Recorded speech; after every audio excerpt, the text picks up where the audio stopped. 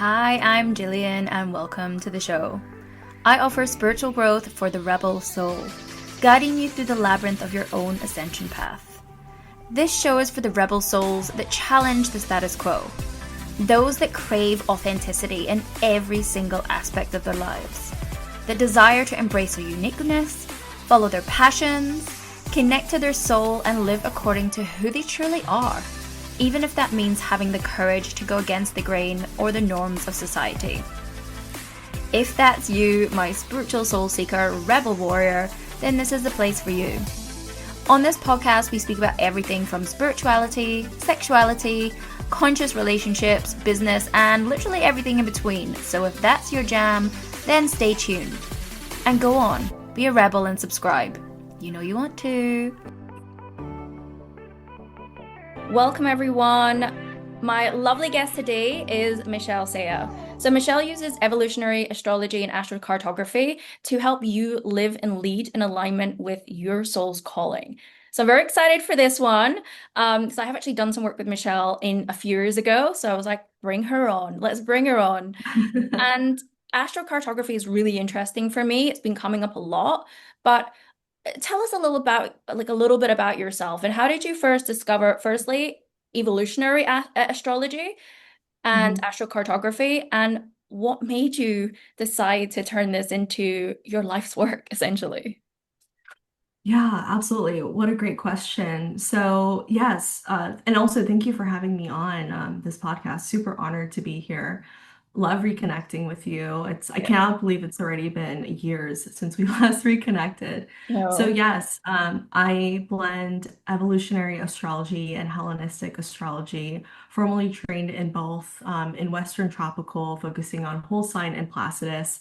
Started out as well, I've been working as a business astrologer, so that's actually like the session that we connected through Yeah. with.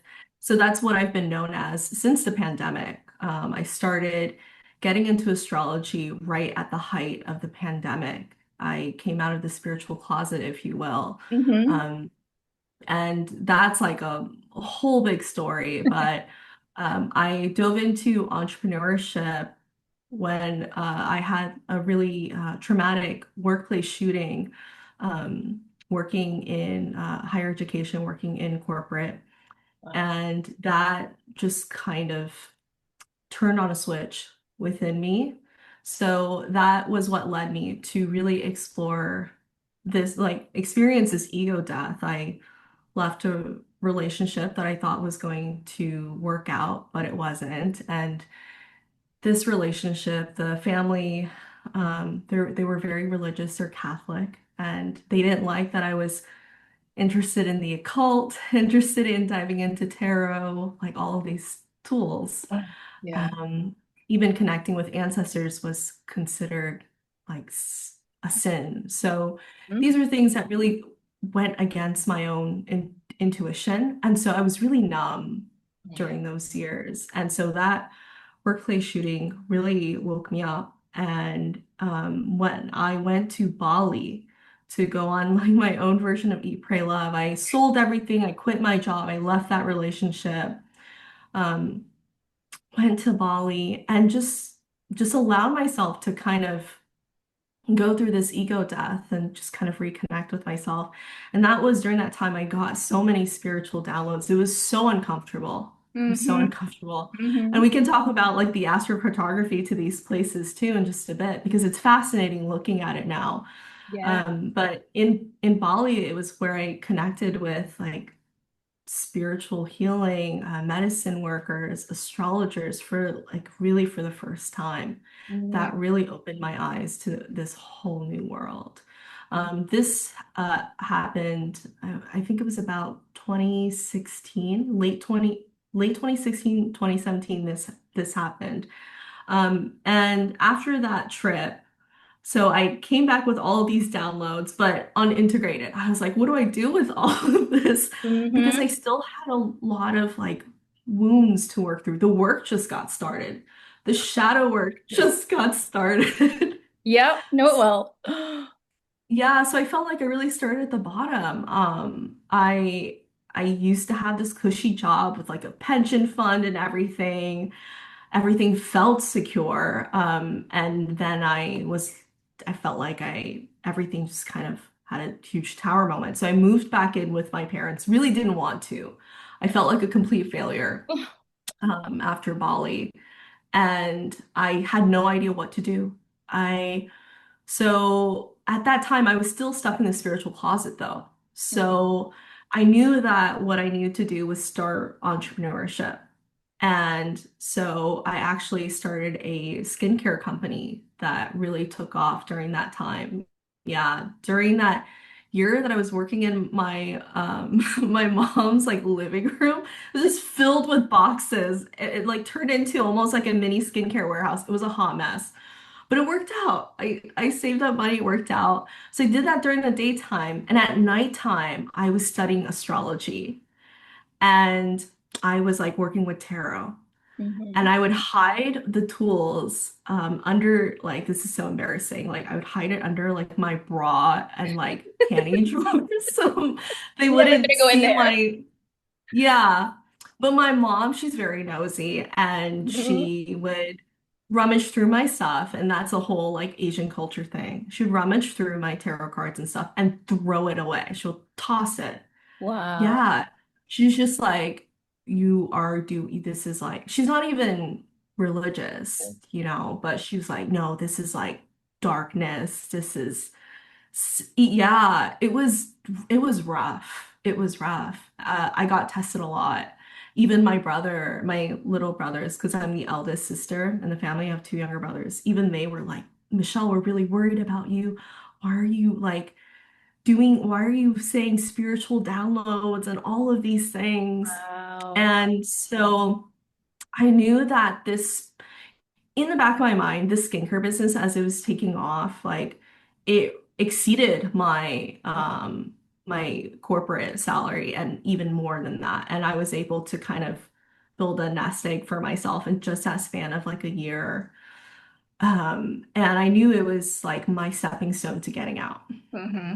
Yeah. that like staying with my parents was temporary. Hmm. And so I I made the move to like go move to New York again, because New York, the East Coast was when I went off to college and then pursued, my career, worked in corporate, had the shooting, Hmm. came back home with like my tail tucked between my legs, but then dove into entrepreneurship. And I'm like, I'm gonna try New York again. Like, I'm gonna try that again. Went back. That's when I met my then partner, who's now my husband. And even like New York, I have a series descendant line in astrocartography that talks a bit about like meeting your partner. And so all this is to say, like it feels like I go through like this growth spiral where I go back to these certain places. And at the time, I'm like, why? Why do I feel drawn to these certain places? They're painful. Painful things happen. Hmm. And astrocartography then opens up the world to like diving into the nuances of those stories. There's a lot of spiritual lessons and growth in all of these places. So yeah, going back to New York for the first time, for the second time, and then with my then partner growing that skincare business. And then the pandemic happened, COVID happened Yep. a year after. Yeah. Wow. And then we we traveled, like we moved to Canada where I stayed in Toronto. And that was some of the best times that I had. That was when during the pandemic I decided, you know what, I'm gonna get into astrology. Because Mm. the skincare business like closed literally overnight Of when the course. pandemic happened. Yeah. It didn't work out anymore. We had those lockdowns. So I was like, it's now or never. Yep. Yep. It's now or never. Yeah, so that was when I dove into astrology. And because I've worked in business, I used some of the principles I learned in astrology and techniques and I tested it. I asked for a couple people on Mm. Instagram who would like to do like a beta test program with me, be like, hey, there's these strategies that worked for me with like looking at astrology natal chart with certain marketing strategies to grow businesses. Like I would like to test it with you guys. So I Mhm. brought in about 10 people and then the results were really fascinating, like looking at their chart and making those correlations. And that was when this business was born, like doing astrology business and marketing. So I did that for like I've been doing that since then from 2020. Now that we're in 2026, so it's been 6 years of doing astrology, business astrology and branding.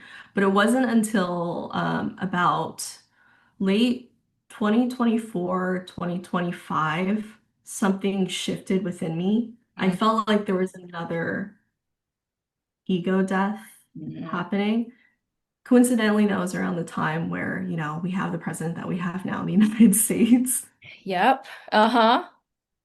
Yup. And that was around the time, 2024, 2025. I was still focusing on business astrology and I was doing monthly workshops, Hmm. teaching us like astrology with like Chiron, Lilith, and whatnot.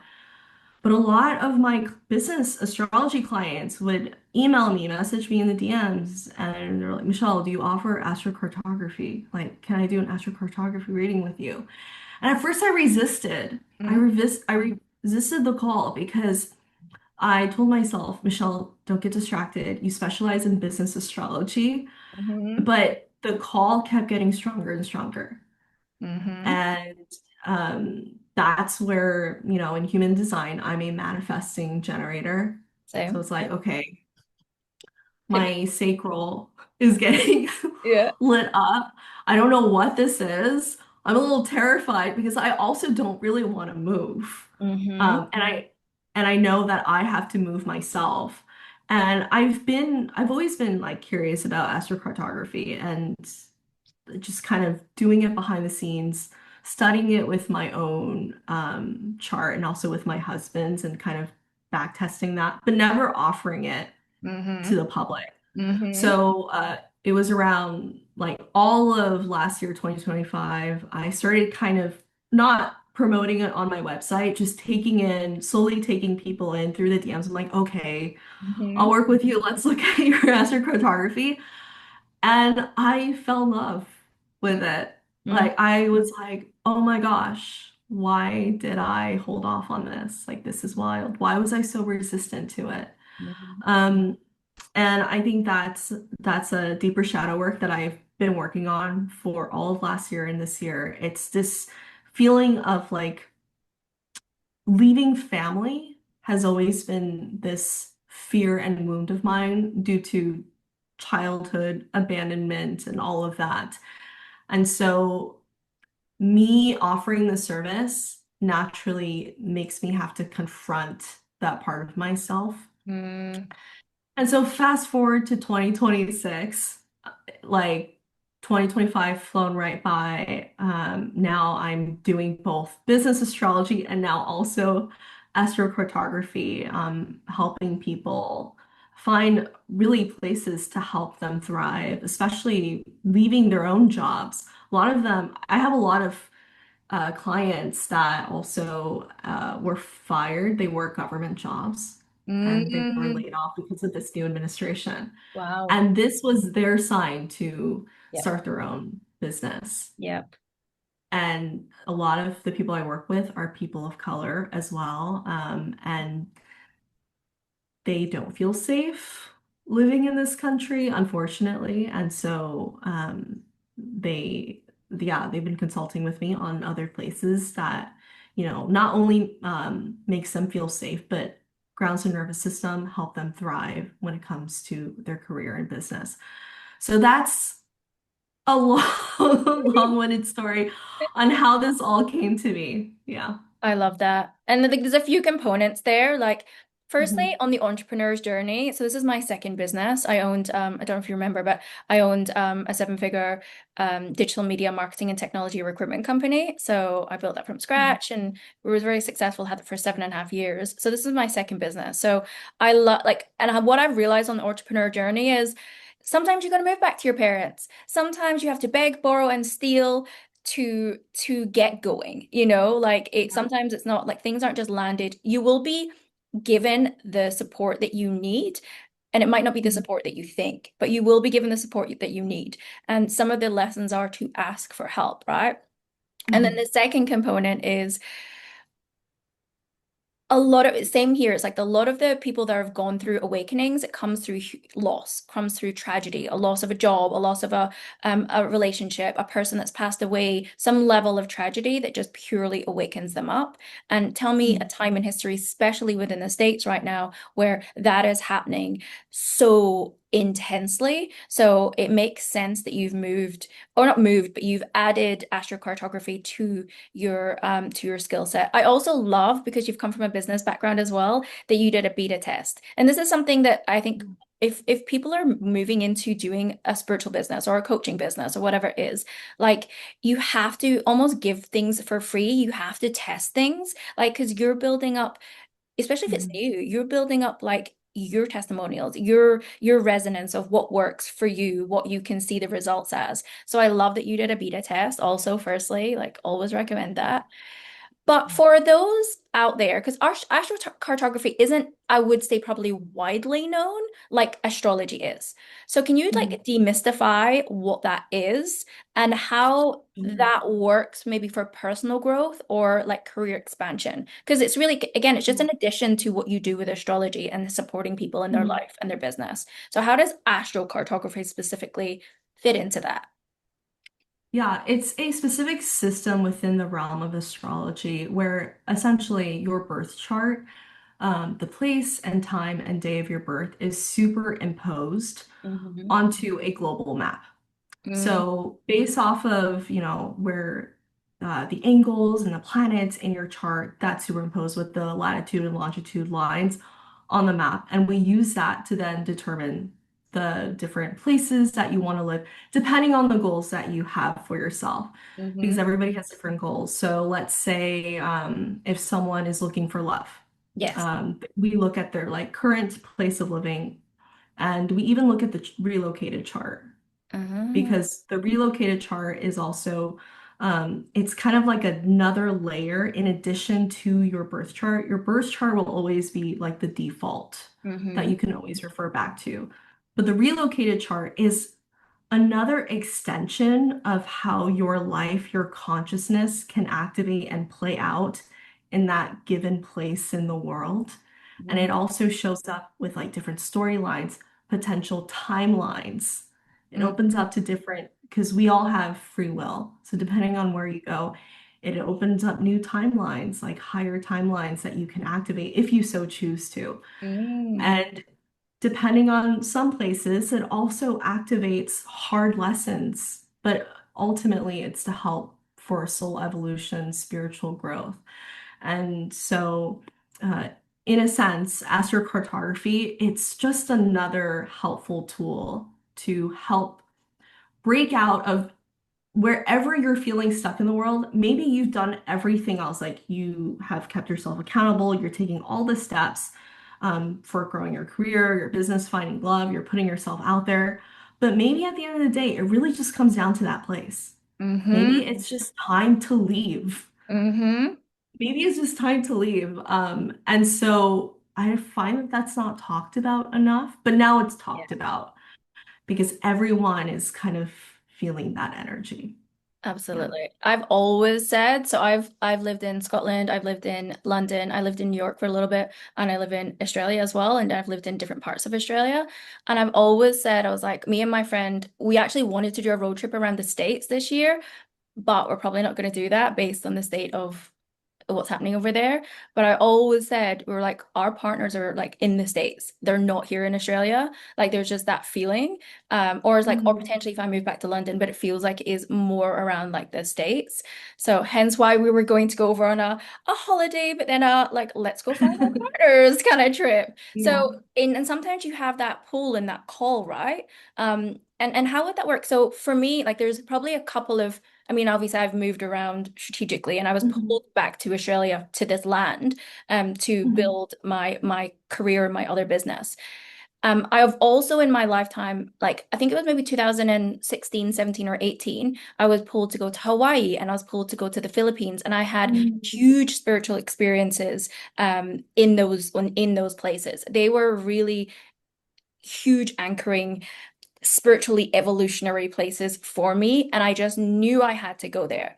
How does that fit Mhm. in? If people have that same like pull to go somewhere, they might not have necessarily the same awareness of like why they need to go Mhm. there, but does that fit into like astrocartography? Yes. Yeah. Yeah, absolutely. You actually presented something really important. I've noticed with a lot of clients, the places that they choose. When people book my astrocartography readings, I say choose up to four places in the world that you really want to explore. Mm-hmm. And three out of the four places, usually, I found it's actually quite challenging lines. Wow. It's quite challenging. And I've attributed, and I myself, like without even looking at astrocartography, I've went to all of these places like Bali, Amsterdam, Spain, Mm. China, Japan, New York, like all of these places. And looking back on it, they were also on very difficult lines. And I think people like intuition, the soul, I think the soul just knows there's something that needs to be experienced for soul growth. And oftentimes, the biggest soul growth does unfortunately come through hard Oh, experiences. I wish it wasn't so, I know.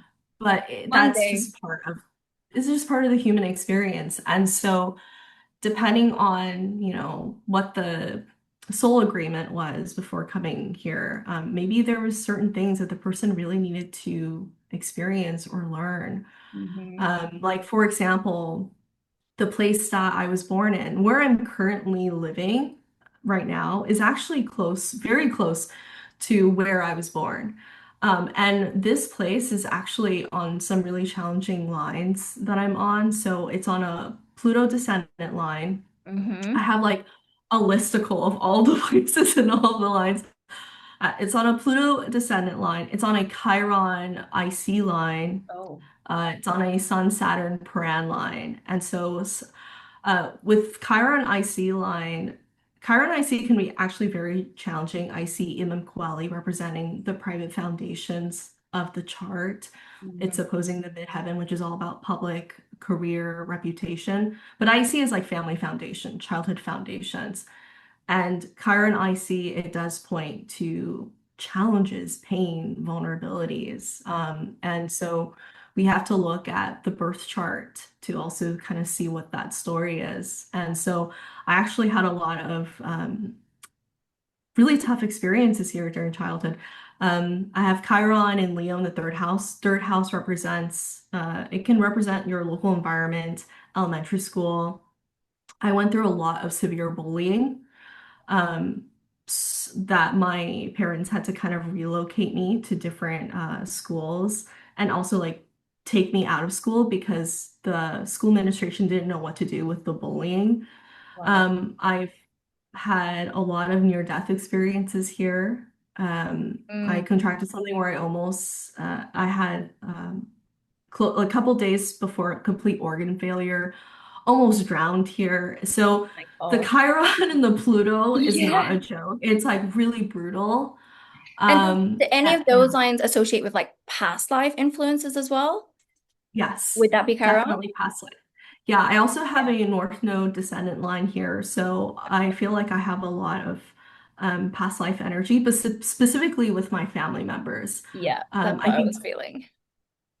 I have a feeling that last past life, maybe like my mom and I especially switched roles, probably in a past life, possibly. Yeah. But Mm-hmm. and definitely with siblings. But Hmm. yeah, like I for some reason, before coming to this life, I signed a really tough soul contract, soul agreement. So yeah, coming here like within a month of me being born, my grandfather died, and my parents basically.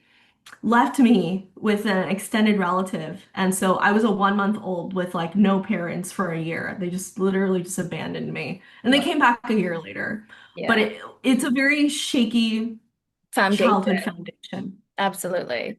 And the actually Yeah. 'cause, you might see past lives, so it's one of my Mhm. gifts. And I actually do see Cool. that. It's you know what it is? It kind of comes through like like the Cinderella story, almost where your Mhm. mom is kind of like this cowering little um girl, and you are like as the mother or like an older sister, it feels like you're like hitting Mhm. her with a broom. So it's almost like this karma, and this is the thing, right? We have karmic retribution. We've not always been Yeah. the best people in all of our lifetimes, but often we're here to balance the karma, right? So it kind of feels Yeah. like there was that kind of dynamic, a bullying dynamic toward your mom, Mhm. and a very stern, strict, like dictatorship experience Yeah. with that dynamic. And it's almost like it had to be rebalanced out in this Flip-flop. Yeah. lifetime. Yeah, which is we're like, I oh, f- crazy. I've had the I same with felt my that mom too, too. and I was like, I'm so sorry, I was a bitch to you. I'm sorry.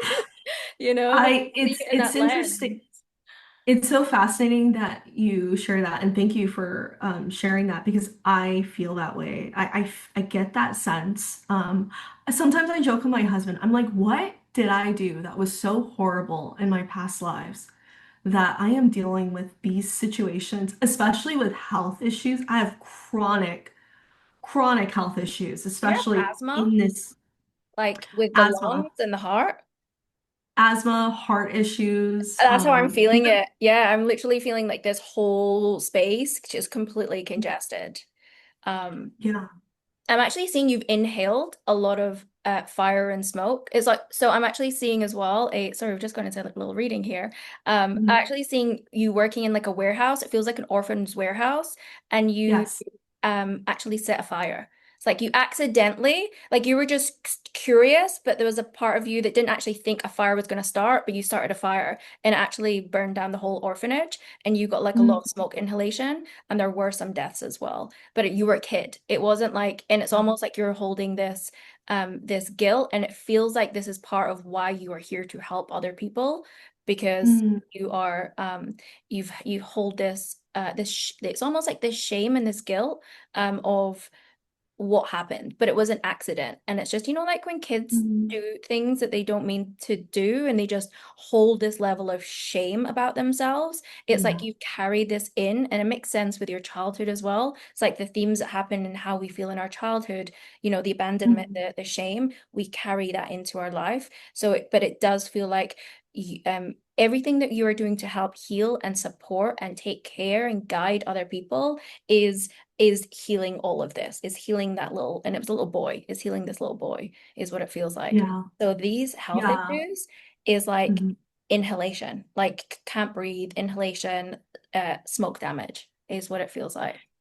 Yeah. My husband's been very concerned about me at night because he says it sounds like I just stopped breathing It was at at night, night. yeah. It was at night. Yeah, and so Like, he's like, I think you have sleep apnea, so I have to get that mm-hmm, checked out. mm-hmm. Yeah, so all of that lines up, and it's funny that you brought up warehouse, like without getting too deeply into it. As a child, I worked for my parents, and I worked for it was basically a warehouse, and I contracted this powder from the materials I was working with that gave me scarlet fever, Wow. and that yeah, and I was forced to go to school. I had a flu. I was breaking out in hives, Mm-hmm, and it was like sandpaper. mm-hmm, This was back in like early middle school, and I was begging my mom, like, Mom, I cannot go to school. Like, I can barely stand. mm-hmm. And my mom just forced me to go to school. And I think I passed out. I put my head Wow. on the desk. I just like couldn't get up. And so Yeah. my mom finally took me to the doctor. And my doctor was so mad at my mom. She's like 2, 3 days away from organ failure. Like, what are you guys doing? Like, Wow. she's been having these symptoms for a week.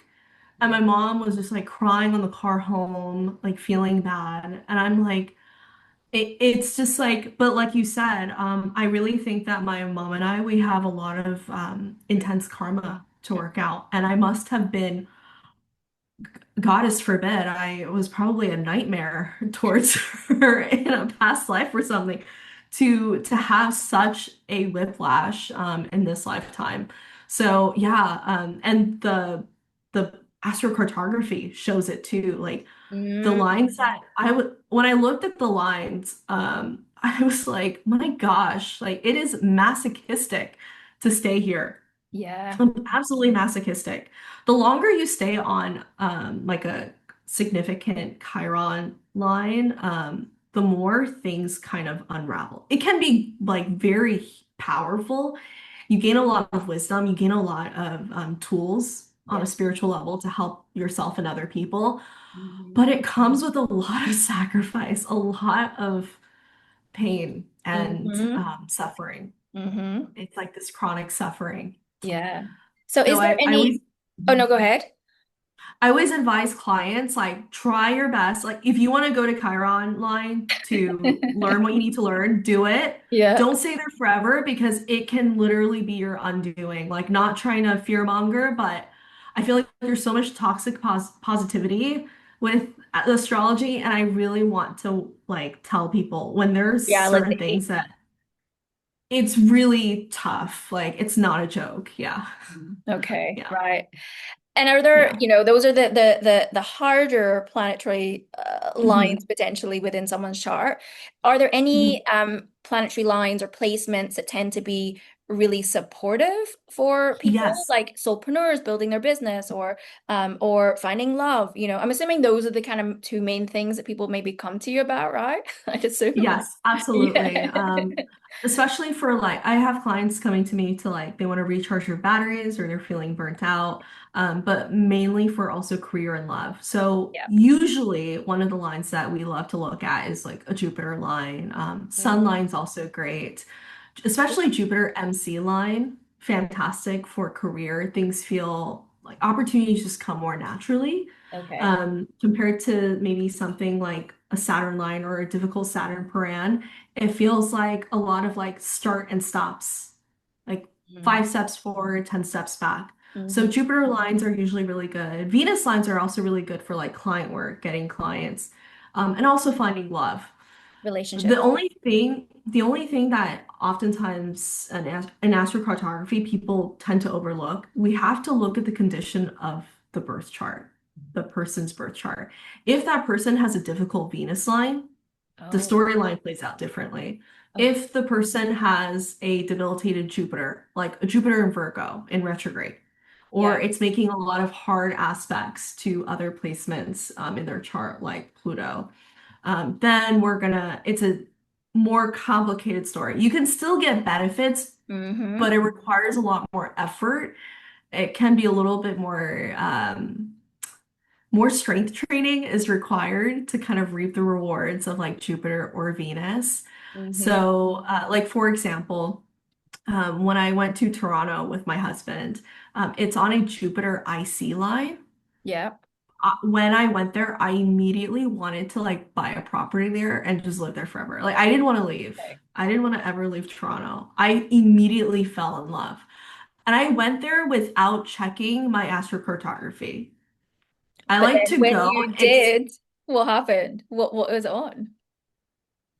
yeah, so it's on a Jupiter icy line. It's on a Mars ascendant line. So I have actually I have a fallen Mars. My Mars is in Cancer in the second house. So this Mars ascendant line actually gave me more energy. Uh-huh. I felt energized. Sometimes Mars lines can be challenging for certain people. Like if someone already has a strong Mars, let's Yeah. say someone has like a Mars Aries in their first house. Mm-hmm. If they went to a Mars line, it might be too much Mars. It might be too aggressive. It Uh, can also be dealing with like more patriarchal issues, like issues with men that might be very conservative, or just like confrontation, aggression, easily getting frustrated. But for me, my anger is more repressed. yeah. So for me, going to a Mars line, it helps me actually work things out better. So Mm, it works out differently for people. And Japan, like when I went to Toronto, Japan, Japan's also on a nodal Jupiter Paran line. So both places, oh my gosh, like just full on abundance.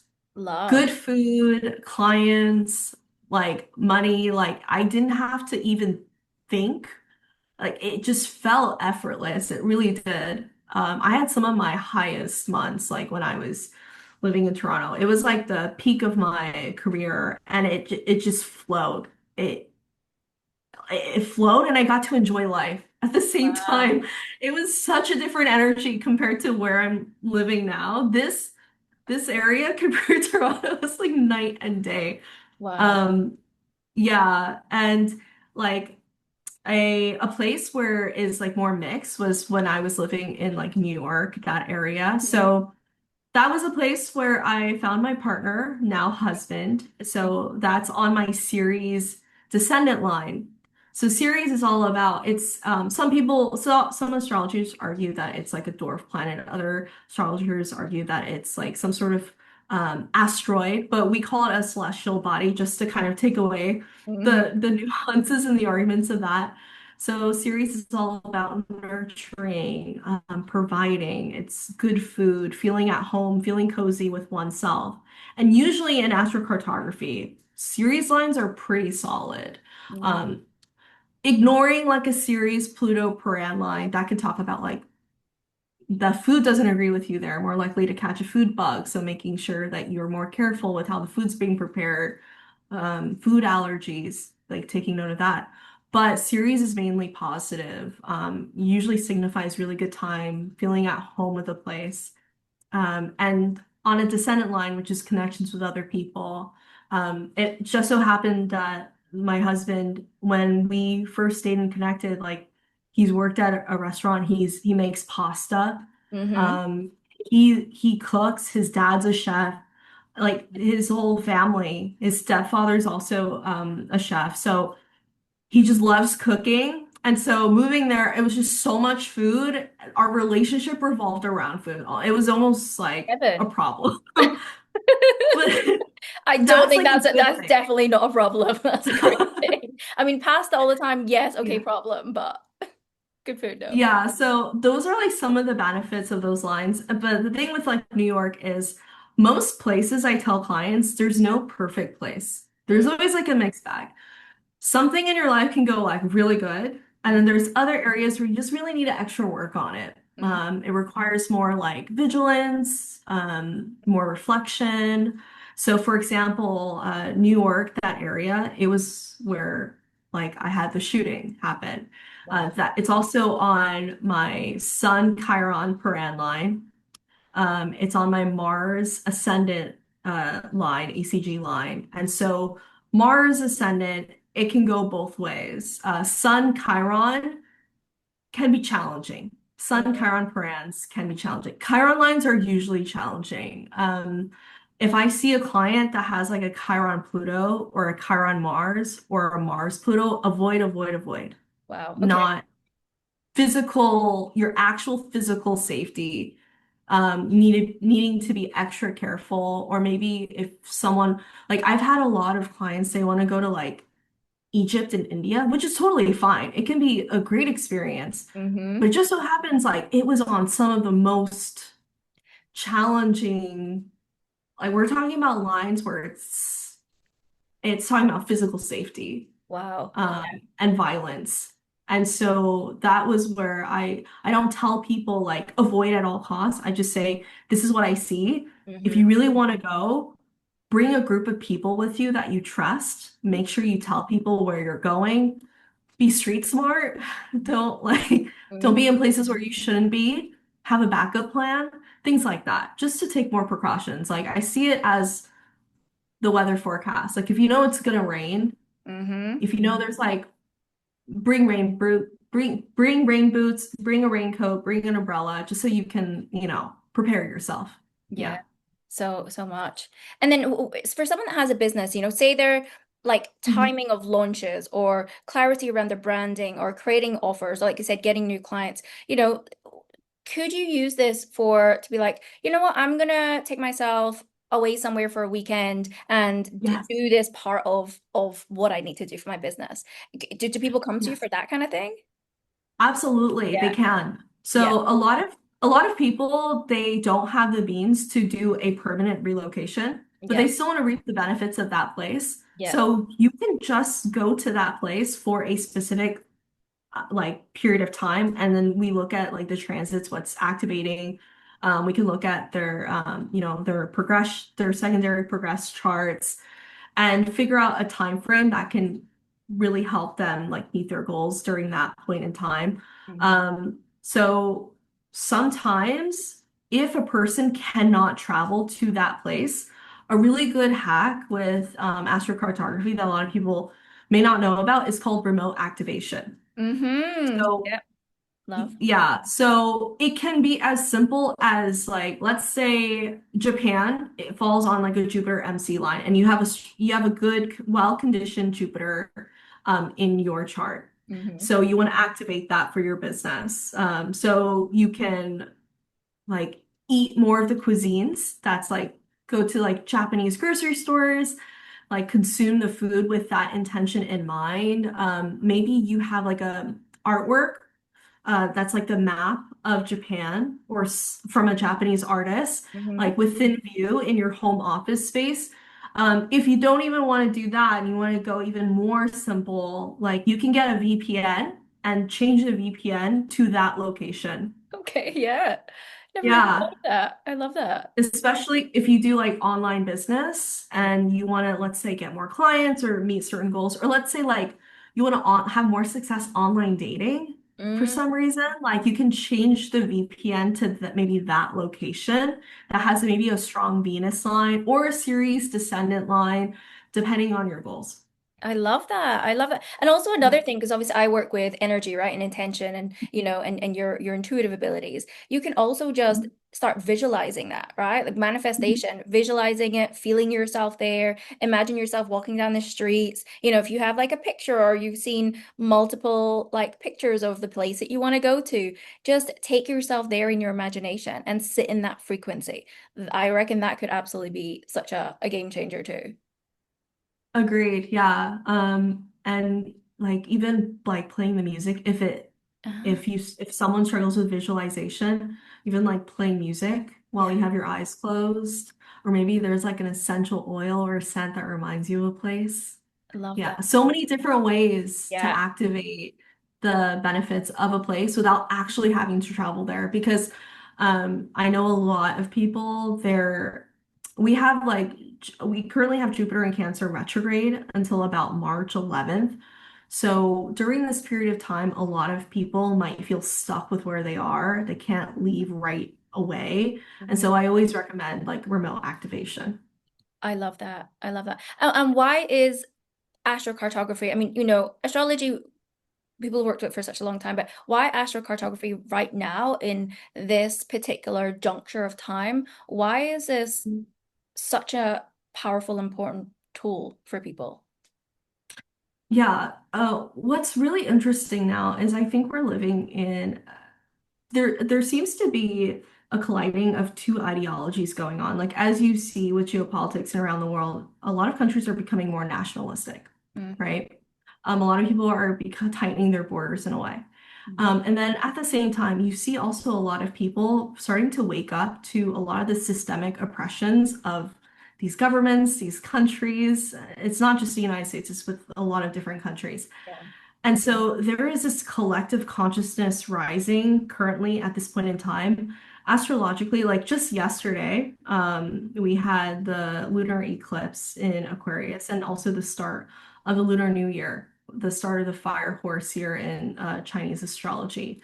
And the fire horse is all about activating that inner courage and going on a long journey. Hmm. Horses, they go on long journeys. Hmm. They travel. They're the travelers. Hmm. And so I think people are more unified than they think in consciousness, in unified consciousness. And it's like we kind of all have this um urge, this feeling of like, wait, is where I'm currently at where I'm supposed to be? Hmm. Like, I feel like there's something more to this. And I also have a feeling that people would probably, also have a um, empathy scarcity epidemic. I feel like people are becoming more and more polarized. And I have this theory, maybe it's the Sagittarius in me, Yeah. that if people actually traveled more, like, and integrated with different cultures and understand that everyone has different ways of living and traditions, maybe we would be less judgmental of each other. There would be less racism, less prejudice, and we would actually just be okay with people being who they are with wherever they are. Like we are all part of like Earth. We're all brothers and sisters inhabiting this globe. Like I don't understand why all these like man-made systematic constructs of borders and these countries and regulations to oppress people. Like I get it from like a human ego standpoint. Yeah. From a spiritual standpoint, it just feels very backwards. Yeah, totally. I always say if you want to grow as a person, Mhm. travel. You know, I've been so thankfully, gratefully lucky to travel a lot of the world, and I've lived in many, many different places. And it really creates a completely different person than if you were to stay in your hometown for all of your life. It's like it opens you up to so many things, like you said, so many cultures, so many different ways of living, um so many things. It's unbelievable. I will always say if I was to hire people again, it's it's someone that's well traveled, someone that has explored these different things, because it really, puts things in perspective, especially when you have to go and travel and be independent and try and figure things out on your own. Your problem solving skills get better at best. So it really is, it really is something that I would urge every single person to do is to try and travel, to go to those Yeah. places, like to wake you up, to find new experiences. It's really important. And have you seen like when it comes to people's like charts or even just their astrological signs, like if their top three, if they have certain signs in it, are they more do they have a propensity more for travel? I mean, Sagittarius probably, it's one of my big three, but have you noticed that Yeah. if you be more Sagittarius travel than Um, anyone else? so if someone has a very active like third house or ninth house, I Hmm. would say there could be a lot of traveling, especially if we have like benefic planets there, like Jupiter or Mars. Mars is that will to travel. So third house, ninth house can speak to that. Yeah. Third house can speak to more like traveling locally, like maybe within the country. Ninth house is traveling outside of those borders. Mm. Um, Strong Jupiter chart. So if someone has like a Jupiter rising, maybe even like a Pisces rising, because in traditional astrology, Jupiter is their chart ruler. So that can also speak to maybe someone that has like Pisces energy, this idealism, this dreamer, this Mm-hmm. wanderlust Mm-hmm. energy. So wanting to go to a faraway place and escape to travel. Mm-hmm. So in addition to Sagittarius, I can also see Pisces wanting to travel. I'm trying to think what else. I think Taurus, what's surprising about Taurus is like you would think that a Taurus, Yeah, like rigid. yeah, but like Taurus is that earth sign. It loves sensuality, pleasure, and that embodiment. And so maybe there are places in the world that allows them to experience that. And so if someone like I notice a lot of Tauruses in my life, they're very like food centric. They're very passionate about cuisine. And so Okay. that might inspire them to also travel to certain places, Yeah. kind of like channeling their inner like food journey blogger type deal. So maybe traveling for different reasons, depending on their signs. Yeah, okay. I'm trying to think. My Mars is in Virgo in the eighth house. My Jupiter is in Okay. Sagittarius in the 11th house. Okay, Jupiter and Sagittarius. Yeah, Yeah, they're in the like 11th house. known travelers. They're big Okay, on traveling. okay. Yeah, that makes so much sense. I love that. And so what would someone need, like what information would they need if they wanted to have an astrocartography reading? What would they need to give you? Like their Yeah, great question. So same details as what one would book a just an astrology chart reading. So your birthplace, your birth date, and your Mhm. birth time. If we have those three components, that's all we need. And usually clients that get really excited, they want to like look at the whole world. Yeah. I always like need to have to help them like focus. And so I Mhm. would ask them questions like, what type of climates do you like? Are you more of like a tropical person? Do you like all four seasons or do you only like the summertime? So do you like being by the sea? Do you like, being by a body of water? That helps me narrow it down. Or by the mountains, you like hiking. Mhm. And I do also have a lot of clients that do not know their birth times, unfortunately. Yeah. So it depends on like, do they know it within a range, like a 30-minute and an hour range? We can kind of work with it, Mhm. but more than likely they would need a rectification reading. And I know astrologers that I always refer to so that these clients can get the rectification reading first to know their exact birth time. So then we can do the astrocartography reading as accurately as possible.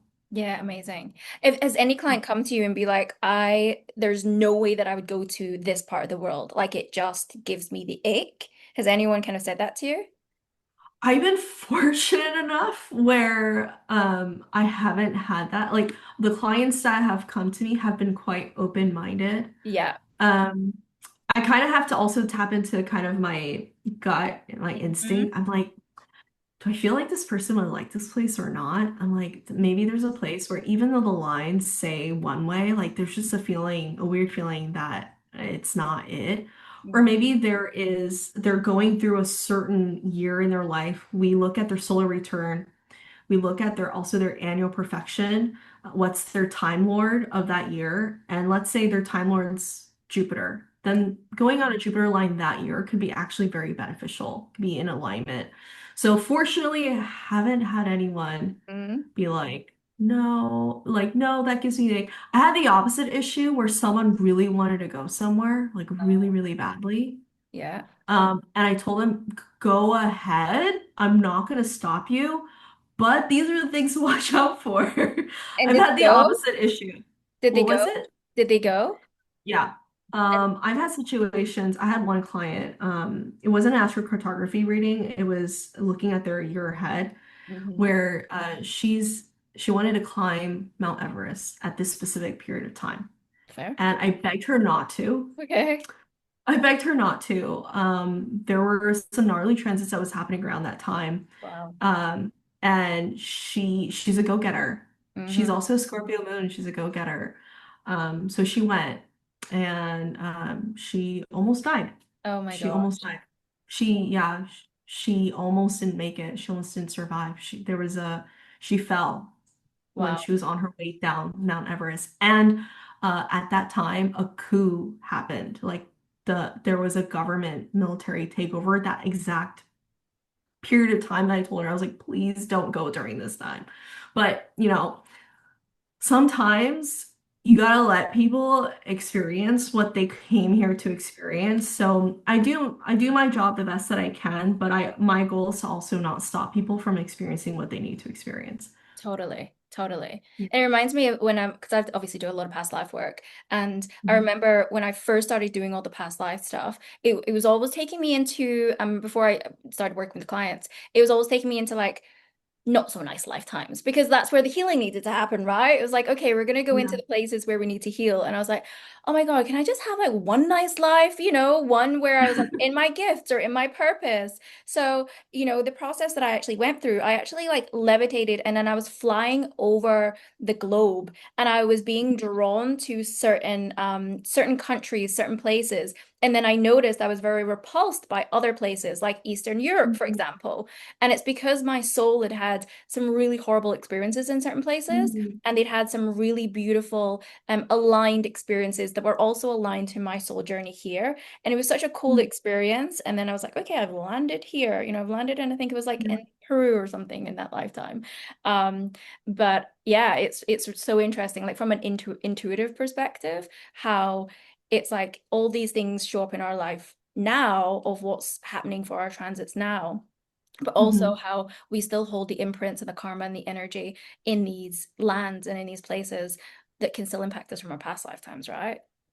Yeah, if we're looking at exploring past life with a certain place, it'd be interesting to look at nodal lines. There are Mm, nodal lines, like nodal parans. Even though like maybe you have no like direct connection to that place in this lifetime. A lot of people, when they travel to like a nodal line, a nodal activation, they're like, why does this feel so familiar? Or they meet people where they're like, I feel like I've known you before. Like, what's going on? Mm-hmm. And so I always tell people if they're feeling super stuck, like they feel directionless, aimless, go to like a nodal line. Okay. And so I can help clients with that too. It can kind of redirect them. So they might not have a goal in mind, they just don't want to feel stuck anymore. This Okay. kind of shocks them kind of back. Yeah, it's like, oh, wait. And they then know what to do next once they experience that place. I love that. And would that be the same as like having, like, when I was called to Hawaii and I was called to the Philippines, I had some Mhm. huge spiritual experiences and like Mhm. continued awakening of my gifts in those Mhm. places. And I was very drawn to those places. Like, I just have to go there. Like, those were very Yeah. past life experiences for me too. Would that be under the nodal lines, or would It those can be potentially come up anywhere else? So that can be under nodal lines. You would have to look at your chart. Sometimes Chiron lines also activates that too. Sometimes Pluto as well. Yep. But Pluto can be quite intense. It depends on what happened in the past life. If it was something that was really traumatizing, re-traumatizing that may not be, the best experience. But yeah, it would be dependent, looking at your astrocartography with those places. Mhm. Um, but like everyone's experiences will be different because everyone's Sure. birth chart has a different story to tell. So one person's Pluto line, or Chiron or Mars experience might be very different from somebody else's. It's like different varying degrees of severity Hmm. depending on the condition of their chart. Yeah. Yeah. Amazing. And what's like one practical exercise or something that people can do out there, maybe Mhm. monthly, to kind of sync their themselves astrologically with their soul work or their life goals or their business goals? Is there something that someone can do? So when it comes, let me know if I'm answering your question. Like, Okay. are you asking if someone goes to a certain place and it's challenging, what is something that they can do to help? Or is Or it? no, just in Mhm. general, like looking at not even just astrocartography, but looking at astrology in general. It like Yeah, if someone just in their life wanted to just do like, is there anything that they can do to check in with themselves and got it. the Got it. planetary alignments to support them, just in their everyday life, whether they're just in the same place or whether they're traveling. Is there anything that you recommend that is just super helpful and supportive for them? Yes. So one thing that I always find helpful is actually this has been something that I've looked at so many clients' charts, and I found that this to be the most productive. Mm. Look at where Saturn is transiting Saturn is activated in your chart. Look at where the transiting nodes are being activated in your chart. Those are like the current collective themes that then kind of mirrors back to you on then, okay, you are a participant of the collective consciousness. What are you going to be doing about it on an individual level? And then Saturn oftentimes brings growth, but first through stretching you through Mm-hmm. discomfort. And Mm-hmm. so by seeing where Saturn is hovering or activating, in whichever house in your chart, that can give you a map, a roadmap. It's usually the work that most people avoid, Mm. but I find that when you actually do that work, and because a lot of people they like to fall into distractions and like vices, that's Yeah. just part of the human condition. Saturn does the opposite. Like Okay. people do more, I feel like people should be doing more Saturn work. Not to be masochistic, but it can actually be quite productive. Yeah. It can really actually help them elevate to higher timelines, I believe. Wow. And what about like Yeah. where would they be looking in their chart if they really wanted to access that level of like their next level of abundance and whatever that looked like for them? Where would that When be? it comes to their next level of abundance, now not looking at transits, Mm-hmm. like just looking at one's own natal chart, it would be good to look at your own like natal nodes. Mm-hmm. Look at your own natal nodes. Look at Chiron. Chiron, a lot of people don't attribute Chiron to abundance, but I actually find that Chiron is a block to abundance. So the more that we work on our own Chiron work, that's also a celestial body in our chart that's considered the wounded healer. Yes. Um, the more we work on that, like for especially for people that are growing businesses, stepping into careers, Mm-hmm. that's usually like the barrier that we must cross to get Mm-hmm. through. The way through our fear is through the Mm-hmm. fear. And that's where some people's like biggest vulnerabilities are. That can help activate next levels of abundance. Another one is Black Moon Lilith. Black Moon Okay. Lilith is also a really great place, especially for like divine feminine empowerment, which also can lead to abundance. Like those are the less obvious placements that people look at because oftentimes people are like, look at where your Jupiter is, look at where your second house is, look at where your eighth house is. But that's so obvious. But the Yeah. harder work, the more rewarding work is Chiron and Black Moon Lilith for abundance. And have you found that there are certain themes that will come up with a lot of people that you've noticed? They're like, oh, there's that one again. There's that one again in people's Chiron and Black Lilith. So I don't think it's an accident because I personally have Chiron in Leo. So I actually attract a lot of clients that have Chiron in Leo. Okay, yeah, And always. so it's a lot of like student teacher, like we're reversing roles because Yeah, we're all mirrors of one another. So I'm yeah, both the student and teacher. My clients, they teach me, I teach my clients and vice versa. same, Um, same. I, I attract a lot of clients with Chiron and Leo, really afraid to show their face, really afraid to be seen in their work, a lot Mm-hmm. of invisibility, a lot of hiding. I Hmm. attract a lot of people with also Black Moon Lilith in the third house can speak to past experiences feeling persecuted for speaking up, Hmm. feeling like they'll get punished for it. It can be the witch wound. Hmm. Sometimes, yeah, Chiron in the third house can also speak to that as well, or bullying, so kind of becoming meek to kind of protect yourself. So I work with a lot of clients that are working through this and doing a lot of like throat chakra work. I think that's not a coincidence because I myself have to constantly do it, constantly, Hmm. constantly. I always Yeah. say my clients, I'm like, I kid you not. I was like, I've gone through so many of the same things as you. It's like, it's just pure mirror. And you're absolutely right. It's like the student and teacher, we are both student and teacher for each other. Like this is the beautiful dichotomy of these types of relationships when we step into our spiritual work. I think Yeah. my Chiron is in Gemini in the fifth house. Gemini and fifth house. Okay. Chiron and Gemini. So actually what you're doing, like having this podcast and speaking, it's actually you're actively working on your Chiron, which is quite beautiful. Like Yes. you're moving it into a medicine state. Like you're turning it, you're transmuting it, alchemizing it into medicine. And fifth house is all about like one's own inner play, inner child, self-expression. Gemini, it is the speaker, it's communicator. And so you're doing all of that, which is quite beautiful. Amazing. Yay. And you Yeah. said about the eighth house as well. I actually have quite a lot in my eighth house. I've got my Mercury and Virgo in eighth house. Eighth house, eighth house is a lot of it can speak to a lot of like unlearning family lineage, generational karma, releasing that. Yeah. Like so for example, in China, that's my motherland, that's where my mom's from, my Wow. maternal line. I Yeah. have a Venus, Uranus, Neptune in the eighth house in my natal chart. So Hmm. my eighth house is busy with Venus, Uranus, and Neptune in Capricorn in the eighth house. How that worked out. So a lot of people are like, go to your Venus line. It's so great, right? You're like, Yeah, that's when Capricorn eighth house with those placements can speak to like Capricorn. It's all about practicality, pragmatism.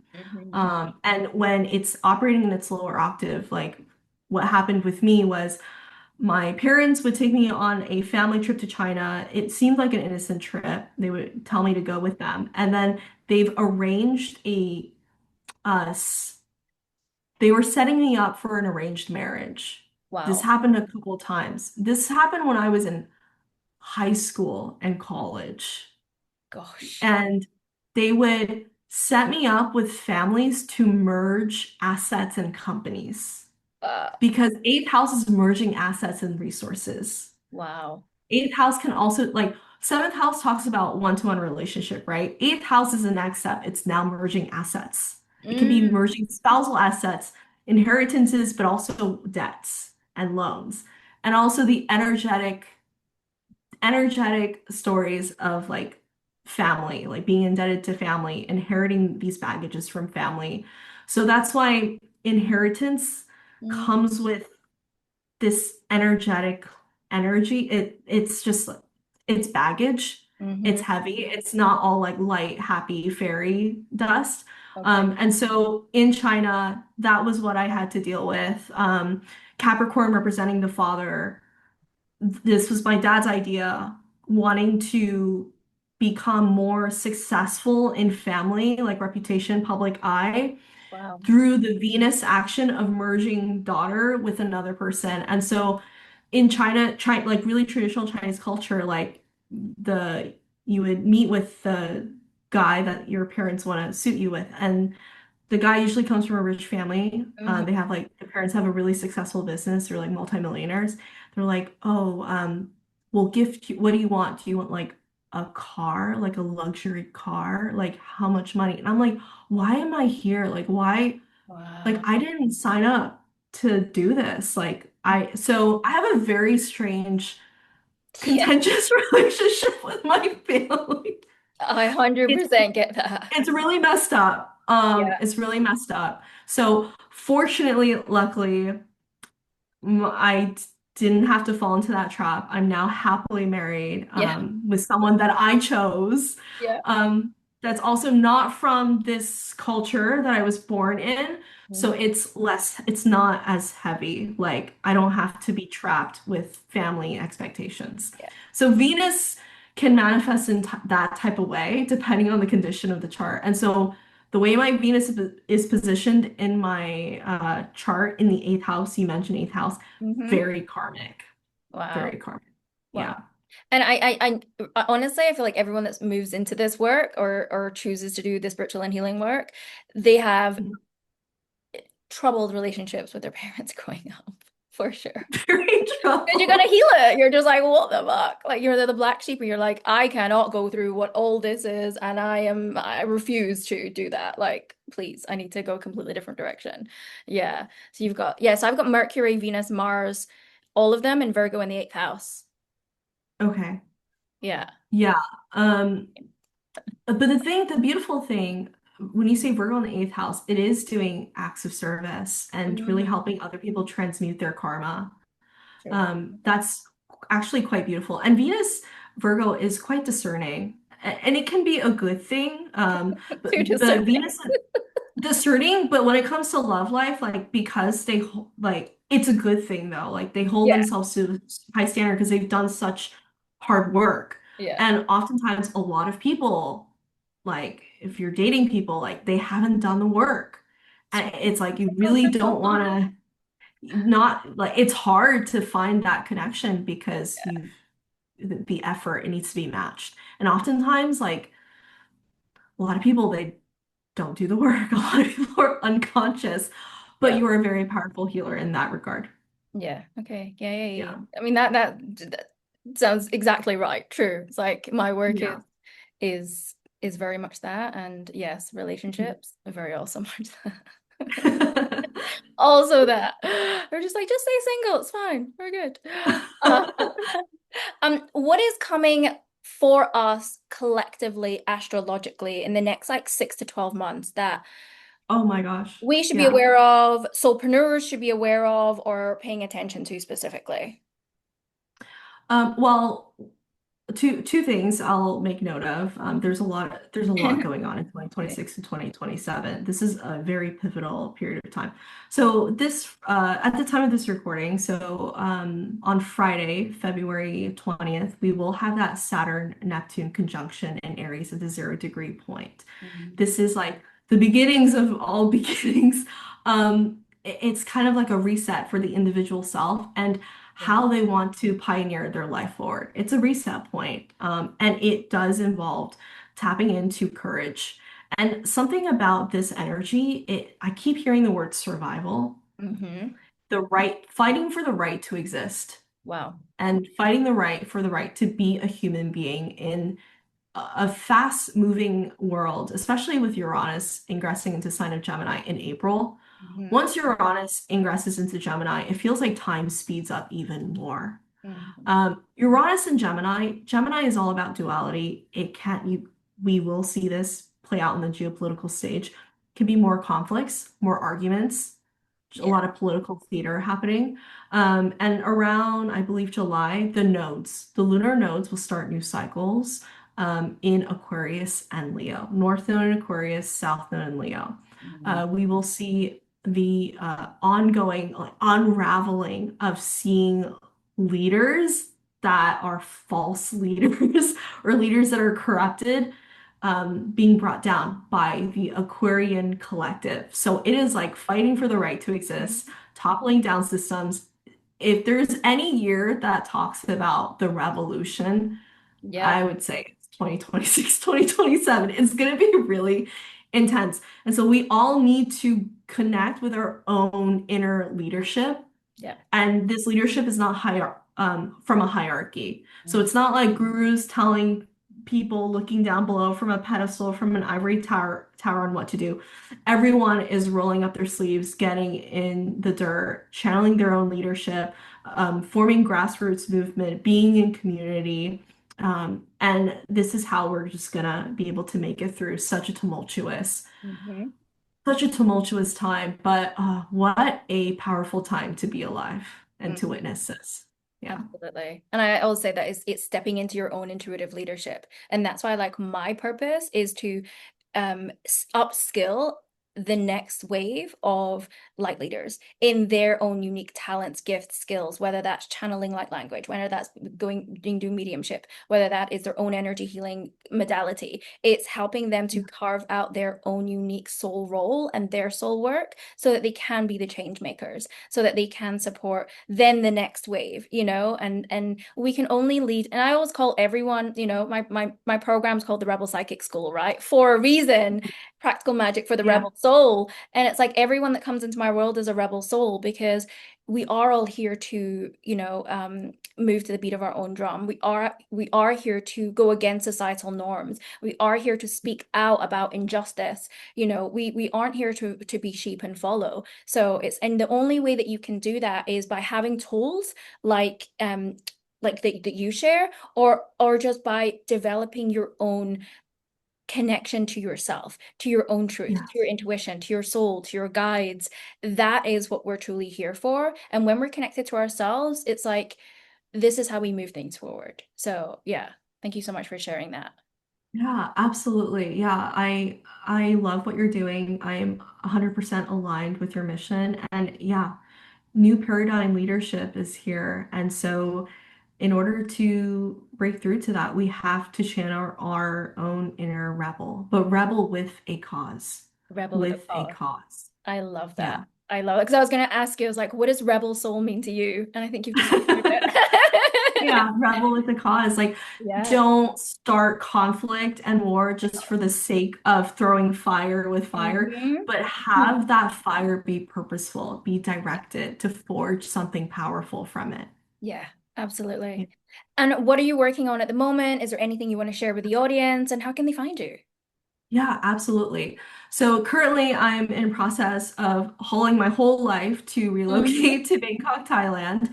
But the best way to connect with me is probably through my Instagram and my website. So my website is michellesaya.com. I am active on my email newsletter. Hmm. So I like to share whatever is coming through in the moment. Whether I am, there's a tool that I want to share with the community that could be very helpful for their business or through the lens of astrology. Whether it's like a cause that I am currently really passionate about that I really want to help and lift up that voice, I will share it with my community. So newsletter is a really great way. Easily sign up by just typing in michellesaya.com or sending me a hello in the DMs over on Instagram at Michelle underscore Saya. That's how you can keep up to date with whatever I'm going through in life and business. And doing such a huge move from the States to Thailand, she's following her own tools, guys. She is taking the big moves, listening to her astrocartography, and doing the thing that she lives by. So it works. Wish me luck, cross his fingers, and I'll definitely use myself as a case study on what happens. I'm going to share both the good and the bad because there's no such thing as perfection. Mhm. And I'm going on my Jupiter MC line. in Thailand. Yeah, this year is my Jupiter Time Lord year. So my 10th house is activated, my annual perfection. Mm, So Jupiter's my year, and I'm like, why not just move to a Jupiter? Like, so here we go. here we go. And like I said before Yeah. we jumped on the call, it feels very expansive for you. The word freedom keeps coming up. So it's like, but like you said, there's dichotomy, there's duality with everything. It's not always going to be sunshine and rainbows, but it feels like an expansion of your heart. So I love that for you. Thank you for saying that. And thank you for seeing me. It's just been such a pleasure to connect with you again and to just share such powerful work with you. I think there is a continual rising of spiritual consciousness in the world, and we need to have more conversations like this. Like, I want people to let go of that fear, come out of their own spiritual closet, because a lot of people are holding very, very powerful gifts, Absolutely. and it's time to share them. It's Mhm. time to share them. Yeah. Hmm.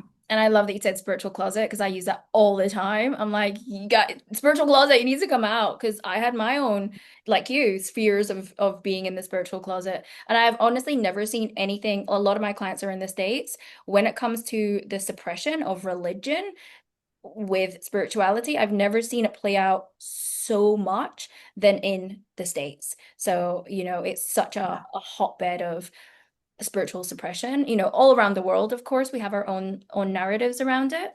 But yeah, it's so important to share that and to let everyone know that you're not alone. You have the support, we have the tools to be able to support you in your next phase of your journey and your calling and what you're here to do and how you're here to be of sacred service to other people, not just for your own life, but actually for other people, because that's the bigger mission here.